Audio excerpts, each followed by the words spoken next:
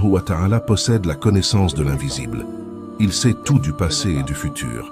Prenons l'exemple d'une salle de classe où le professeur connaît les capacités et les niveaux de tous ses élèves. Avant l'examen, le professeur fait une prédiction en disant « Cet enfant réussira et sera le premier de la classe.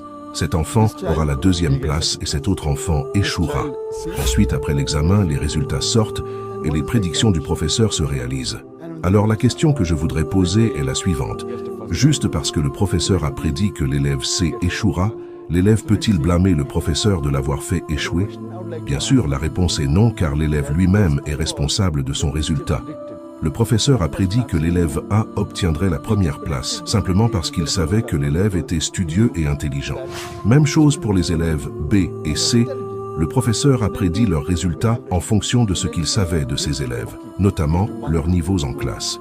Allah a donc la connaissance de l'invisible et il sait tout ce que nous ferons dans notre vie depuis le jour de notre naissance jusqu'au jour de notre mort. Voici un autre exemple. Supposons que vous êtes en train de conduire une voiture. Vous arrivez à un rond-point et vous voyez plusieurs routes parmi lesquelles vous pouvez choisir une selon votre destination. Il y a la route 1, la route 2, la route 3 et ainsi de suite.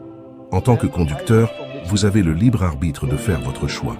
Si par exemple vous choisissez la route 3, cela signifie qu'il était déjà inscrit dans votre destin que vous choisirez cette route-là. Ce n'est pas parce qu'Allah a écrit dans le livre que vous choisirez la route 3 que vous l'avez choisie.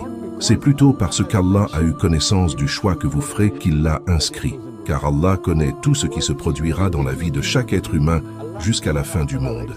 Allah a donné le libre arbitre à la personne de choisir ce qu'elle veut et Allah a vu les choix que chaque personne fera dans chaque situation de la vie quotidienne et c'est ce qu'Allah a écrit dans le livre. Et c'est ce que nous appelons qadar ou prédestination. C'est la même chose pour une personne qui veut gagner sa vie. Elle a deux choix.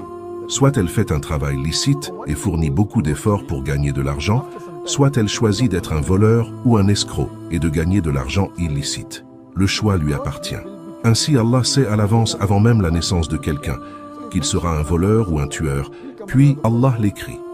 Ce n'est pas Allah qui décide que quelqu'un deviendra voleur ou tueur.